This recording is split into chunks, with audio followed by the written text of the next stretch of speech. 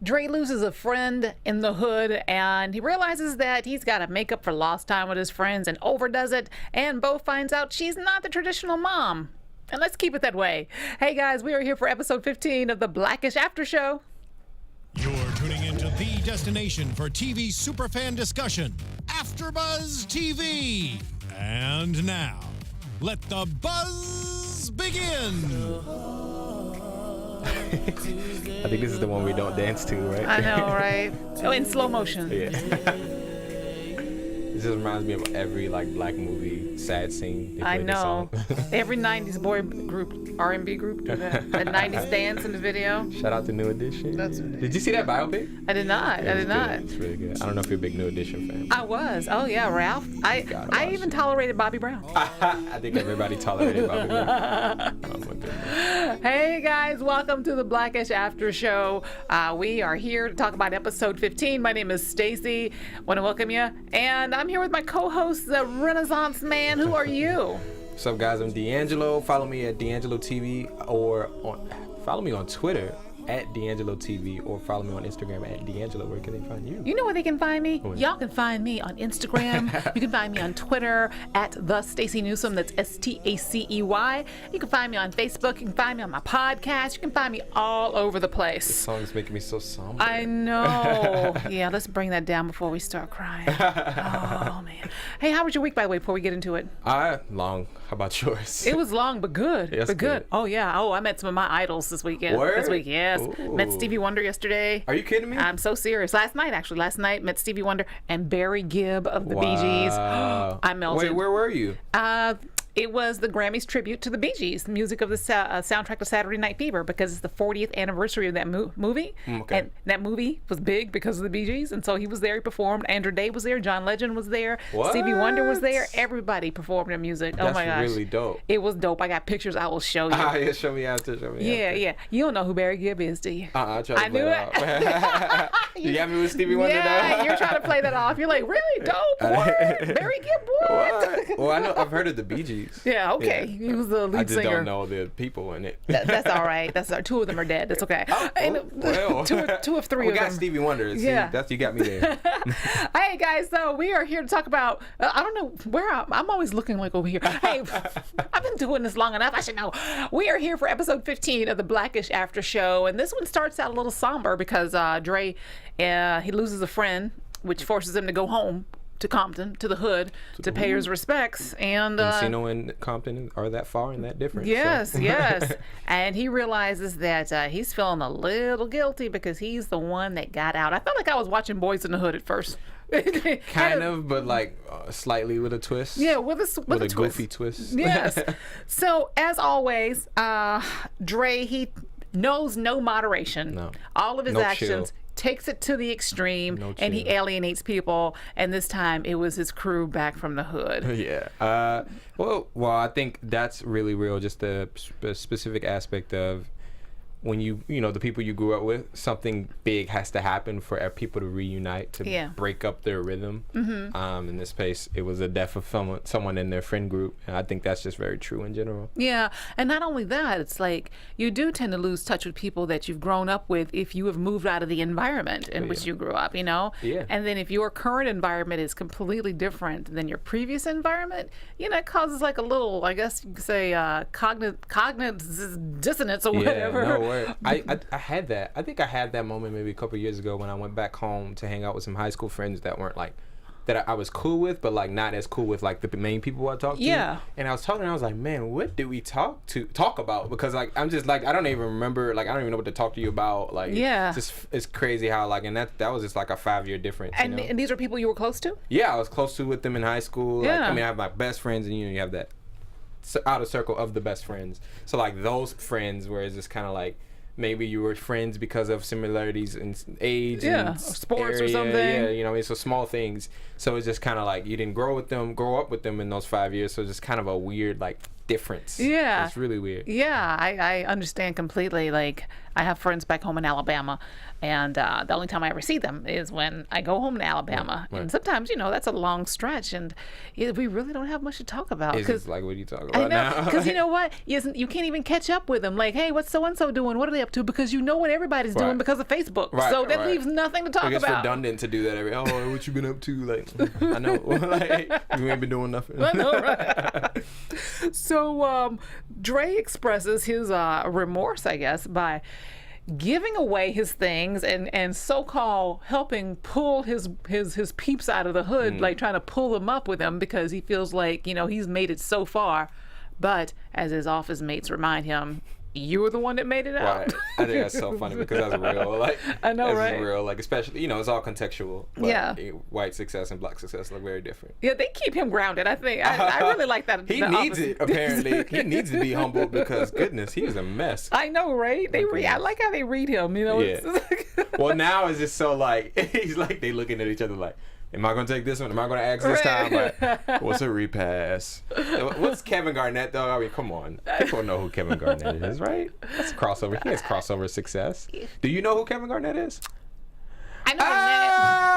Oh, you try to get me with all this stuff that I don't know. You don't know who. That's a I know the name. present modern day sports superstar. I know the name. Do you know who name. LeBron is? Of course I know who Okay, LeBron is. I'm just checking. Do That's you know a car, right? Dwayne- Chrysler makes that. I'm kidding. Do you know who Dwayne Wade is? Do you? I'm I just know trying who to see Dwayne what- Wade is. He's married to Gabrielle Union. Oh, that's right. Okay, Paul Pierce. Paul Pierce. Yes, all right. See, I knew you don't know if they not in Hollywood. You don't know who they are. Paul So Pierce. ha. He plays basketball. Anytime you bring up a group from the '80s that I don't know, I'm gonna name current basketball players who are playing now Paul that Pierce you don't know. plays basketball. Okay, maybe. I can tell you played baseball and you might believe me. He was MVP, wasn't he? No. Okay. He plays for the Bulls, right? He does, right? Miami. You sure you want to do the guessing thing? I don't think it's going well. He plays for for you. Detroit. The Clippers. I knew that. I was just making sure you remembered. Let's get to the show. Good. You've been humbled. All right. Well, speaking of humility, which Dre has none of, Or Bo. the wife. Yeah, I'm about to say. Yeah. Oh my gosh. So Bo, she, as we already know, is not the traditional mother, but she wants to be a traditional mother. You can't be a traditional mother and be a modern woman at the same time. Ooh. And Zoe really calls her out on that. That's what do you real think about though, that? because that is not something I think is accepted. The fact that you can't do both. Really? I don't think, like, specifically in my generation, at this age group, like right before you go, or hopefully you go into like having a full family and like really get solidified in your career. I don't think people fully understand that I have to choose. If I'm gonna be really doing well in my career, I'm gonna miss a lot of stuff with my kids. Yeah. Like, you know what I mean? There's no both. Oh, so you agree that you can't be everything? You I can't, agree, yeah. but I don't think it's not said. Yeah. And like, so it's kind of something you learn. Yeah. But people want to do both. I mean, you don't want to have to choose between financial stability and, being there for your kids. You want to do both. But Right. It's not realistic. Well, I mean, this is an issue that has faced women since women entered the workplace. Period. You Yeah. know, Yeah. I mean, since women's live, it's like, can I be Superwoman? Can I, like, Right. bring home the bacon fried up in a pan, keep my man satisfied, and raise the kids, Right. and make him a potato sack costume for school? Word. No, it's true. Yeah. So yeah, it's then it's I know you millennials, that's something you guys are like having to contend with now, but women of my mother's age, Word. they had to choose. They had to But choose. my mom is a G. She worked it out. Yeah, She that's did all of it. yeah, that's Oh, and she slept. I don't know how she did it. wow. Well, to my knowledge. Black moms have that extra gene. They got those extra arms. They That can extra like. gear, just come out of nowhere. But what I like about that particular storyline is that, even after Ruby, gives her a hard time about not being a traditional mom, at the end, Zoe reassures her that it's okay because she's there for the important stuff, And I like that. It's like, you don't have to be there to make your kids costumes, especially if you're a professional woman, you have a high-powered job. As long as you're there, when they need someone to talk to, or you're there when they need discipline, you know? Right. I mean, they hired a nanny, so well, I think they just You dropped that still whole. you are lobbying so hard for They that dropped nanny. that storyline. You'd bring up nanny every week. Oh, I'm consistent. All right, consistency is key. No, like look, you had a nanny last season, even though I feel like they dropped that from the storyline. You're admitting that okay, there are some basic things that I cannot do. So like it's contradictory. I know I'm not gonna get too deep on Blackish, because I know like they a little loose, but you can't. I mean, it just can't. But it takes a level of humility, like you said. And everybody's not good at thinking. There's women who don't know how to cook, and some men are okay with that. Like Yeah, I don't really cook, but I don't make a lot of money either. So I really don't have any excuse. I don't know. You're funny, That's going for you. Thank you. Hey, was Jack in this episode tonight? I didn't see. Oh yeah, we saw him for a little bit. Did we? Because we saw him at the first scene when they were talking about the pie. That's right. Yeah, he we was didn't in see it much of him though. for a hot minute. Yeah, he must have to go to school or something. But they had all these extra characters in it. Yes. So it was big shout out to all the guest stars. Faison Love him. The guy, the light skinned guy, I forgot his real name. I should have looked this up. The friend he impregnated the twins. That was funny. Yeah, it was funny. I see him a lot, so I like him. Oh yeah, okay. Yeah. And of course, Marla Gibbs. Oh yeah, played the grandmother. Yeah. She's always the grandma. She's the Patton grandma. Yeah. That was an interesting scene because Dre was like trying to save her too, trying to, snatch her out of the hood and bring her up to Sherman Oaks and sell her house and stuff. And it's like, that's my house. Right. This is where I'm comfortable here. Yes. I don't need your pity. Or your money. Yeah, I think that's real. It's a lot of pride. Pride in coming from those backgrounds. Yeah. And some people have pride in it because they're out of it, or some of them have pride in it and surviving in it. I wonder for her if it's as much about pride as it is I'm old and this is all I know. This is my rhythm. Yeah. I got a house. I'm good. How much is your mortgage thing? I mean, how much is your rent thing? That was a funny scene. You got a big house. How much is your rent here? Oh my goodness. But yeah, that just reminds not to get. It just reminds me of like there are things we just don't learn if like your parents might not teach you because they didn't experience it. That like other it just comes with finances. You just learn like. Some people, I mean, that was an extreme one, but like some people might not have an understanding. Right. So that's real. And so, we have that other storyline that Junior floats in and out of. Junior's in training to be a peer counselor. Oh my goodness. God help his peers. And and he just comes into the scene and just exacerbates the situation.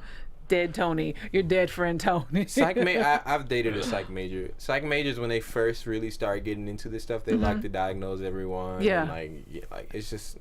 Yeah, a friend of mine, she's doing that too. Yeah, it's, stop. No, I don't want to talk to you anymore. Like, go away. My friend walks around her book. She's like, really close to getting her her license now. She walks around with her book and goes, yeah, they call that narcissistic syndrome. No, we call you annoying. Get the hell out of my face. That's what I would say. Oh my goodness. By the way, everybody, if you want to tune in to AfterBuzz at any time, you can reach us on our social media platforms. You can reach us on Twitter, Facebook. You can reach us on YouTube. So just make sure, if you're not tuning in for Blackish, you need to be, first of all. But we got so many of the shows, so make sure you're following us on all our platforms. With the comments too, Yeah, I got to keep those comments going. Give us some ratings, 4 or 5 stars. If it's lower than 4, that don't count. So just don't do it. I saw that from my boy Kelly too. He says that all the time. That's funny. Yeah. So one thing I did want to talk about. Okay. I was waiting to see how big Bo's bump was going to be in this episode. They were consistent. Because over the course of this first get flagged. It's been a little down. It's been a little up. It's a little down. Well, they made a big deal about it last episode, so I feel like they're gonna be consistent about it. Yes, because I guess they shot some of the episodes or airing some of the episodes out of order that they were shot. So it's like the mysteriously disappearing baby bump in a couple of episodes. Blackish can get away with that though. They can get away with that for sure. Yeah, they just they live liberally. It's a sitcom, so they just get a lot more liberties with what they do. I don't know. It's a little distracting in the storyline. If you're noticing that kind of thing, it's like, wait a minute, because it takes you out of the story. It's like, wait a minute. Right. Last week you were pregnant, and this week you're sort of pregnant. Right.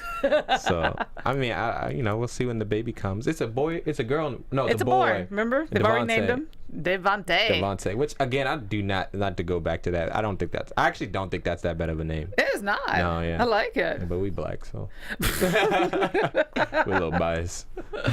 Oh my gosh! So your overall impression of this episode? Then this is one of the lighter episodes. Yeah, lighter episode. I enjoyed last week's episode and the week before. So they went a little bit back into the lighter tone. It wasn't bad. We had a couple chuckles. Mm-hmm. Oh, no, I had some laugh out loud moments. You did have some laugh out loud moments. You like to laugh though. Yeah, the show makes me laugh. It's hilarious. Yeah. No, it is a great show, and again, it goes back to really rethinking some of those stereotypes that we have in the black community, and it's like it's another one. The funeral scene, the wake. Oh, I wanted to ask you. Yeah. They have a different name for wake, at least on Blackish. Called a repass. Yes, I've never heard that. Is that what you call it growing up? Repass, yeah. Really? I mean, I've never actually been to a funeral, but like I know that they call it a repass. Really? Yeah. Where I'm from, it's called a wake. So that might be a regional thing. I think so. Yeah. I don't think that's a black thing. No. Got you, Blackish. Yeah, I know, right? Mm-hmm. Yeah, no, we call it a wake. You call it a wake. Yeah. I know. It's not foreign to me, so I've definitely heard it. Yeah. So I think it's a regional thing too, because I have family in the South. So. Yeah. Okay. Yeah. Well, I wonder why they call it a wake, because the person you're there for is definitely not awake. Yeah, we need to rethink that one. I know, but you know what? I did recognize the people throwing themselves on the casket. That's definitely oh my goodness, familiar thing. Selling stuff at the funeral. Yeah. The inappropriate moments, they dramatize it with the inappropriate song. Yes, yes. And usually their singing is a little shaky. I don't know if that was part of the joke, but her singing was a little shaky. You've never been to a wake before? I've never been to a funeral. Oh, ever. Well, don't be in a hurry for it. I won't. But I will share with you before we go an awkward moment at a funeral I went to. You already shared with me last week. I know, right? I'm not gonna laugh. Well, my mother passed away. About 3-4 years ago now, going on 4 years ago. And, it was the wake, actually. And so everybody obviously very emotional. Tensions are high, just everybody's really upset.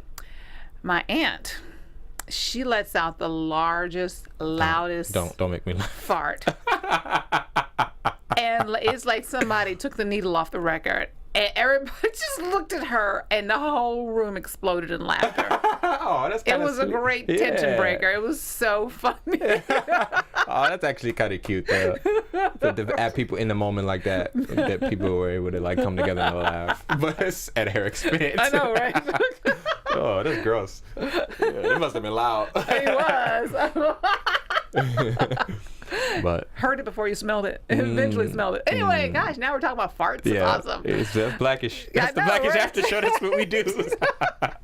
Well, D, I think that's it. I think we're done. I think that's a great note to end on. End on a fart. I like that. Oh my goodness. Oh man. Well, why don't you tell our folks where they can find you? Yo, you can find me on Twitter at DeAnJilo TV. Find me on Instagram at DeAnJilo. That's DeAnJilo. Where can they find you? You guys can find me on Instagram and Twitter at the Stacey Newsome. And of course, you can find AfterBuzz on Twitter, Facebook, and on YouTube. That's it. That's awesome. See y'all next week. Yes. Deuces. Yeah. Can't wait till Lawrence Fishburne comes back, by the way. From executive producers Maria Menounos, Kevin Undergaro, Phil Svitek, and the entire AfterBuzz TV staff, we would like to thank you for listening to the AfterBuzz TV network. To watch or listen to other after shows and post comments or questions, be sure to visit AfterBuzzTV.com. I'm Sir Richard Wentworth, and this has been a presentation of AfterBuzz TV. Buzz you later. Yeah. The views expressed herein are those of the hosts only and do not necessarily reflect the views of AfterBuzz TV or its owners or principals.